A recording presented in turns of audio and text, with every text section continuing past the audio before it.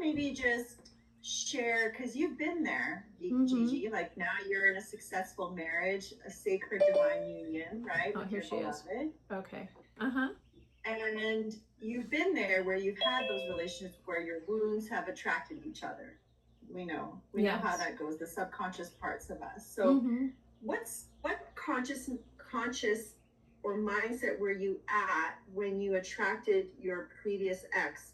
Maybe let's take the worst case scenario, because those are the ones we sometimes learn from the most. Mm-hmm. Yeah.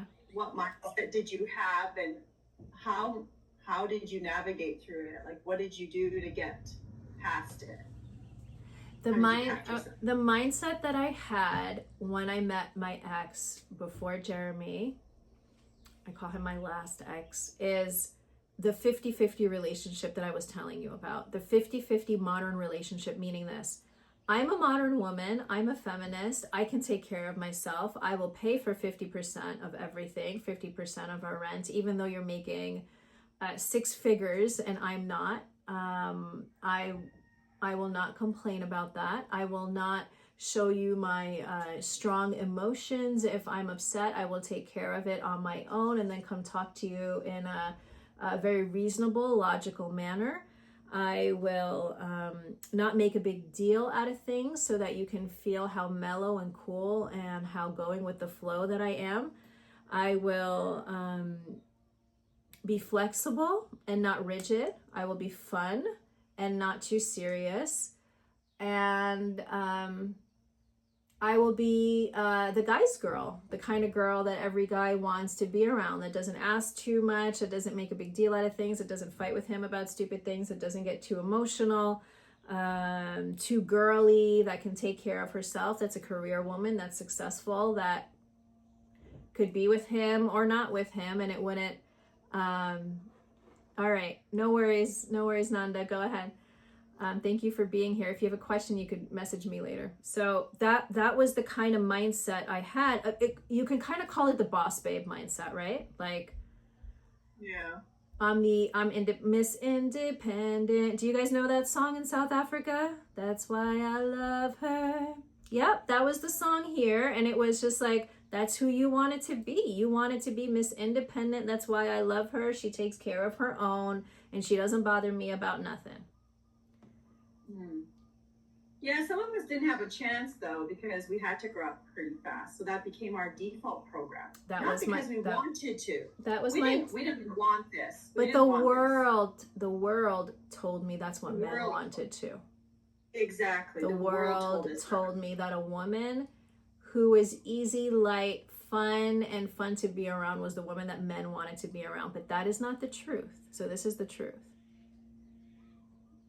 Men who are incredible men, disciplined men with high integrity and high honor want a woman who can roast them. Do you know what I mean by roast them? Yeah, like just tell them the truth of their shortcomings, their blind spots, because I think if they're truly in their masculine and their ego is quiet, they actually really appreciate that, because I appreciate that. Yeah. If someone can be that courageous. Yes. It takes courage. A person who is truly capable of being in a relationship where they are transforming with you consciously wants to hear your criticism and your feedback. They might not agree with it at first, but what you will see is that they eventually go, yeah, okay, I'm seeing this now. Totally different with the wrong partner. They're pushing back, they're defensive. Who do you think you are? You can't tell me. You just want to change me. You don't appreciate me. You don't see me. You don't love me. And it's just a mess. It's just a mess. So now I know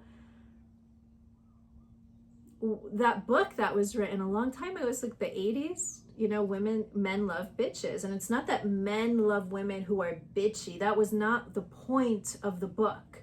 Men love women who have owned their own inner masculine, her own inner bro that could tell you to go F yourself. That's what a real, true, masculine man with absolute integrity, that's what he really, really wants. That's what he really, really wants, because that man is successful, truly successful. And he wants to remain successful. And he knows the only way that he could remain successful is that he has a mirror that is honest with him, that won't hide things from him, who will, he knows that that's true protection. What the other avoidant partner will do is thinks that you protecting me is you not shaming me, judging me, criticizing me. That's not protection. That's not growth. So that's where we stop protecting that avoidance inside of ourselves and inside of the other, because it's not helping anyone or anything. God knows it's not. It's not. And it wrecks everything. So instead of going into that place of shame, we're going into a place of seeing, oh, that's not what I really have to be ashamed about.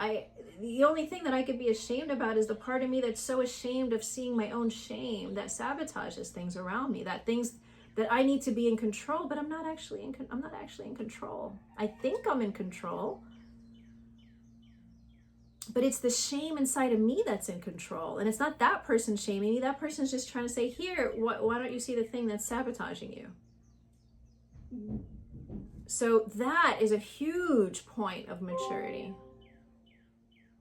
Huge point of maturity. That's the work. That's the huge work for the one who's dealing with that inside of themselves. Is there anything you want to say about that, Penny? The type of dynamics where it's very important to like really sit back and just like evaluate, you know? Yeah. And then having all this information show up, because really it is the inner child, it's the junior high, the senior high within you, the different age ranges that come within us. Right. It's almost like you have to dissect each version of yourself when these things show up. That's right. And I know it takes a lot of work, and most people will be like, what are you talking about? No, I don't. Most people will never even look at it because it's just too much. Right.